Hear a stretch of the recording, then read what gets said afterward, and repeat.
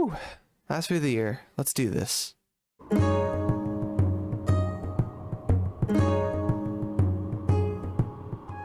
Hello everyone. Merry Christmas and Happy Holidays. Sorry if I sound a bit stuffy, I am very sick and have been sick all week. While it's not Christmas related, I still wanted to make one last video for the end of the year, so I settled on a simpler run but added a bit of a twist to it. This run being the Halo 3 only melee challenge. I won't waste your time and I'll go ahead and let you know that this one is possible. I'll go ahead and get the rules out of the way and explain what twist I added to this challenge. There'll be no guns, grenades, or vehicle weapons. The foreign skull is on, vehicle ramming is a no-no but hijacking is okay, and it's on normal difficulty. Now as for that twist, I'm not allowed to use the energy sword or gravity hammer thanks to the help of the foreign skull. And as a little side objective for me and to serve as a guide for all of you, I will be finding every skull in the campaign. With all that in mind and out of the way, let's get into it.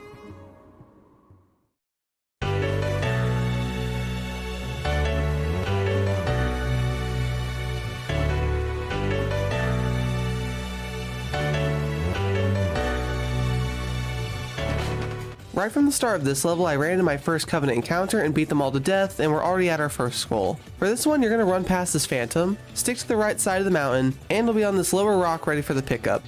Once I got my hands on it, I held onto it for the entirety of the level and beat the Covenant with my bare fist and the skull. Even on normal difficulty, this challenge is a little annoying, and that's only because I have no ranged options. So if you do this challenge yourself, be ready to eat a lot of bullets. The section where the pelicans get shot down wasn't a problem. Every once in a while I hid behind a wall to make sure I didn't die, but went right back to asserting my dominance over the alien scum.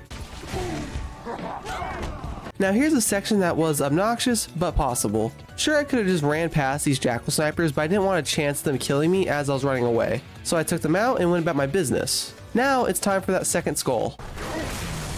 Ouch. Well, as I was trying to say, for the second skull you're going to want to jump on these platforms, walk along these windows, keep going straight, and here's your second skull. I went ahead and swapped them out because I felt like it, and worked on killing the rest of the Covenant in this area. And thankfully for me, Arby took out the chieftain so I didn't have to worry about him. Once the Covenant were all taken care of, I jumped in the Pelican and got bad-mouthed by a Marine for some reason. Sit your ass down. Once the level starts, you can grab the next skull right away. All you'll need to do is jump on this vent shaft thing and it's there for the taking. I ran through the halls, beat up all the opposition, and caught up with some Marines I had to defend. This section was a walk in the park and it helped having some backup with range support. After this area was cleared out, I ran back to the ops center and had my first encounter with the drones. And they were not very easy to kill because I couldn't reach them most of the time. So I stood back and let the Marines do most of the work. Once the majority of the drones were down, I took care of the stragglers and moved on to the section with all the brutes. I truthfully could have ran past them all, but I decided against that and took them all on. Okay, this may be harder than I anticipated. Second go around was much better, but I think the game was just being a little too nice to me because apparently this hit registered from that far away. And while I said the second attempt went better, I didn't say it was the successful one. The third attempt was going good until a brute decided to headbutt me, giving Chief a severe concussion. Thankfully, the fourth attempt was the successful one. I didn't do anything differently, I just went in swinging and was more careful about it. Now, for the fourth skull of the run. Once you get out of the firefight with the brutes, you'll jump down this hole and walk to the edge of the tunnel. Once you're there, you'll steadily inch further off to try and land on the lower level. Once there, the skull is there for the taking.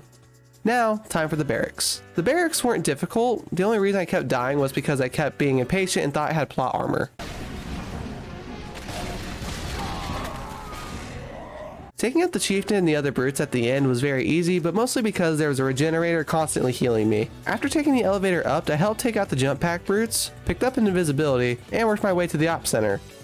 Again, when I got there, I activated the invisibility, failed miserably at being sneaky, and ran to the end of the level. Savo Highway was a quick one. Right from the start, I got into a warthog and drove to the destination of this level's skull. To get this one, you're going to stop right about here on the bridge, climb over this pipe thing, and jump on down to the support beam. From there, the skull should be in eyesight and you'll be able to jump to it and pick it up. From this point on, I ran past a lot of the Covenant, taking them out as I went along, and got to the bridge with the two brutes and the choppers. This next section was a bit annoying, and mostly because I refused to get rid of my skull whenever I hijacked a brute to get them out of my vehicle. Out of their vehicle, not my vehicle. It was their vehicle, then it was my vehicle. That's how hijacking works. Then the Wraith was a pain, or well, more specifically the brute in the turrets. and then the Wraith itself was a pain. After those few attempts, I was able to take out the Wraiths and run across the bridge to the final section. The grunt in the shade turret was talking mad smack, so I decided to send him back into orbit.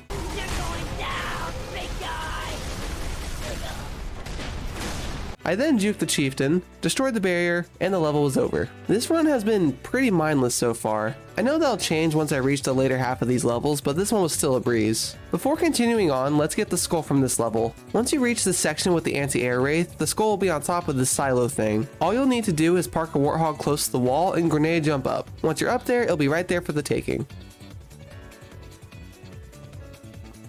With the skull acquired, I then take out the other wraith, lose my skull, and move forward through the level. The section with the 2 anti-air wraiths wasn't too difficult. What was difficult though was what came after. And for anyone who isn't aware, me and Halo 3 scarabs don't get along very well. To show what I mean, here's a quick cut compilation of all the physical and mental abuse this thing puts me through.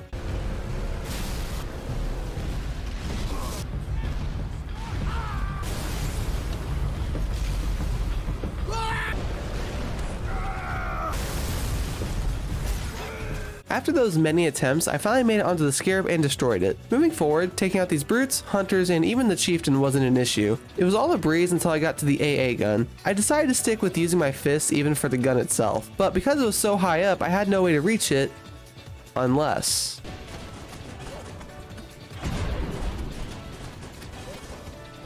After those several minutes, I was able to reach the battery and finally destroy it.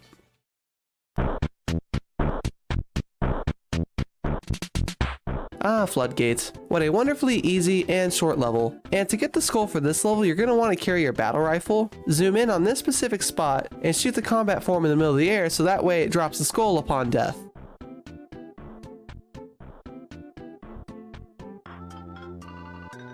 Now that I acquired the skull, I'm going to go ahead and restart the level since I shot something. And like any other challenge run, this level is typically a walk in the park, and there's not really much to mention about it because I beat it in about 5 minutes. So I'm going to go ahead and move on to the Ark. While some of this level was fairly easy, the other half really tested my patience. Especially the scarab section, but we'll get to that soon enough. The start of the level was really easy. I took out whatever covenant I thought would be a threat and then kept on running. I hopped in a mongoose and carried on, but of course for 1 second I decided to check my phone, which meant my right hand was off the controller so I couldn't turn, resulting in this.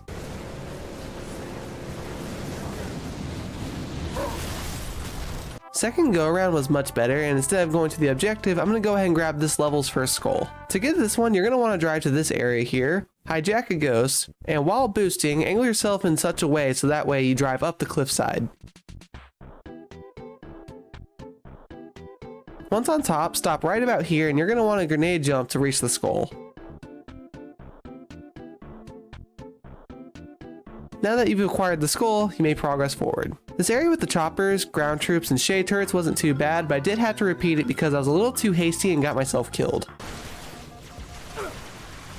When I got back to that spot, I had a much easier time killing the grunts and ghosts. And as for the anti-air wraith section, it was a very surprising walk in the park. I had no problem taking out the regular wraith, then had another easy time with the anti-airs, and then took out the ground troops to let Miranda land her frigate. Instead of taking a scorpion like I typically would, I stayed in my ghost and boosted all the way to the gate. Surprisingly enough, I made it there alive. Now the only issue was I had to kill all the heavy weaponry. For several minutes I hid trying to figure out the best course of action so that way I wouldn't have to be stuck here longer than needed. First thing I did was take out whatever ground troops that were blocking the door so that way I wouldn't last second be lit up while running to the gate. Second was to take out the wraiths so that triggers spark to open up the door. After several more minutes I was able to pull off this strat and on the first try, so I was able to make my way through the door. Now, the scarab section. The first attempt was going great, but maybe a little too great.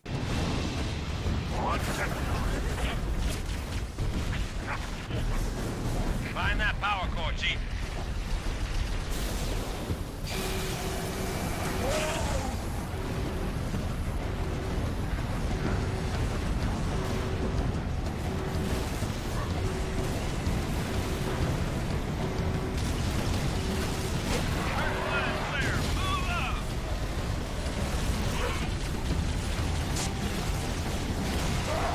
Yep, there it is. You know what?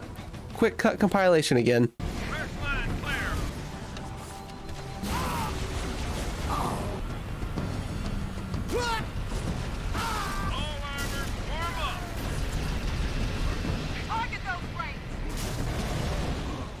Now before I talk about the successful attempt, to be able to grab the second skull on this level, you're going to need a grab lift. You can find one in the structure here and just hold on to it until you need it. And as for the successful attempt, I'll let the footage speak for itself.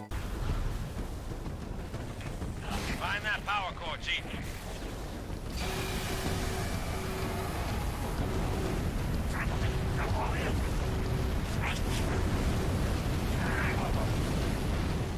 Now for the second skull. Once you reach the room with all the plasma batteries, the skull's location will be in the hallway right outside said room. Now here's where the grab lift comes into play. Throw it right about here and jump into the lift and you should be able to reach this top spot here. After acquiring the skull, I beat these Covenant to a pulp, activated the cartographer, and worked my way down to the chieftain.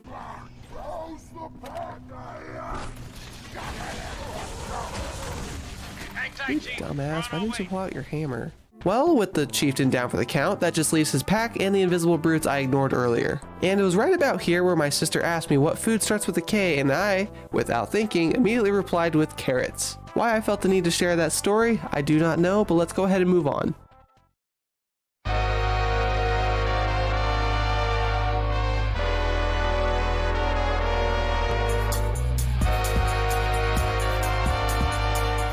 Now, something to note.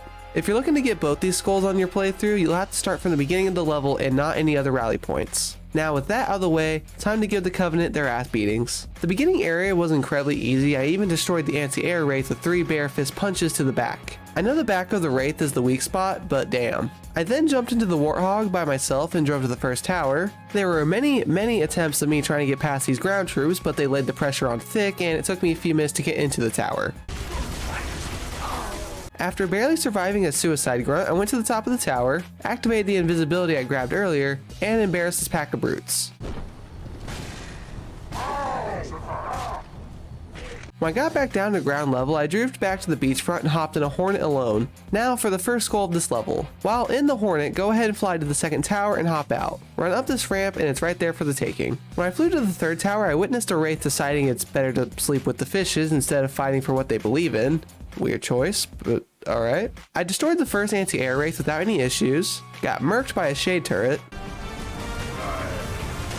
and destroyed the second anti-air with a little more resistance. Beating all these brutes to death was highly satisfying, but unfortunately they killed all my elite comrades. Inside the third tower was, well, annoying. Thank you, hunters. You guys are annoying as ever. When I got to the top of the tower, it played out just like the first one, except the roles are reversed. Instead of me being invisible, it's the brutes this time around. But it was still easy. After the cutscene played, I got back down to ground level, hopped in a mongoose, and drove straight to the Hornets. Thanks to the help of the Hornet, that made the scarabs in this section a walk in the park. I took one out, flew to the other one, and destroyed that one too. The final section of this level was easy and was made even easier because the Flood being our ally. Once me and Arby reached truth, Chief stopped the rings, Arby made a kebab out of the Prophet, and I teabagged the Prophet through the floor. Now for that second skull in the level. You're going to want to go ahead and clear all the Flood out in this section because it'll make this process a lot easier. Once you reach the section with the elevator, you'll go ahead and jump through the holographic rings in this specific order. 4, 6, 5, 4, 5, 3, 4.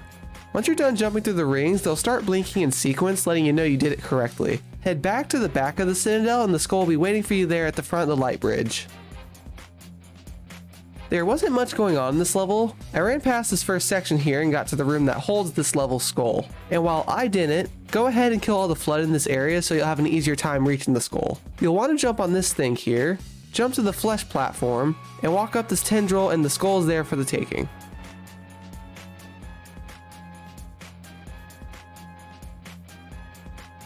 I slowly but surely worked my way through High Charity, fighting whatever Flood that gave me issues, and eventually reached the reactor room. Thankfully, the Flood in Halo 3 are very fragile and didn't have to worry about endlessly punching the undead army. After I freed Cortana, I killed all the Flood in the reactor room, then destroyed the reactor so High Charity self-destructs. I ran back to the beginning of the level, met up with Arby, and beat the mission. And finally, on the last level of the run, and the last skull we need to collect. Right from the start, you're going to want to walk to this spot here in the cavern and turn right. Once you reach the end, you'll find the skull lying in the snow. At first, me and Arby were making good progress, but of course a combat form didn't care for that too much and decided to feed me a shotgun shell. Making my way up the tower was a bit of a slog, but mostly because the flood just kept coming. After a few more minutes, me and Army made it to the top and fended off against the flood some more. It was a fairly easy time, and after a couple more minutes, the firefight was over. And I tried to get Arby to take the skull, but no matter what I tried, he just wouldn't. But me killing Arby also made Johnson start panicking, apparently.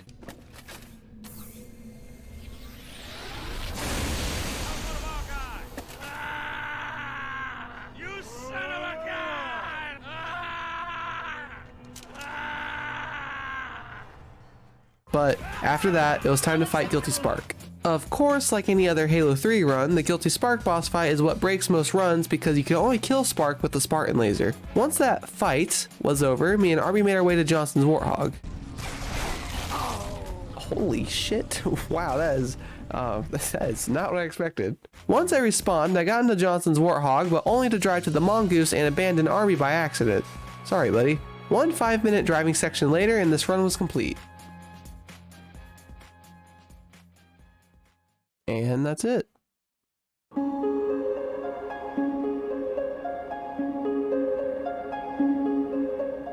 While this challenge was much easier than usual, it was quite fun, and adding the foreign skull made it more unique. Besides, I didn't want this video to turn into another brute weapons only run. And the added objective of finding all the skulls made this interesting as well, and was fun to teach some newbies about the skulls. Thank you all for watching. Seriously, I do mean that. 2023 has been an insane year for the channel, and I'm grateful for every single one of you. Now I'm excited to see what the new year will bring.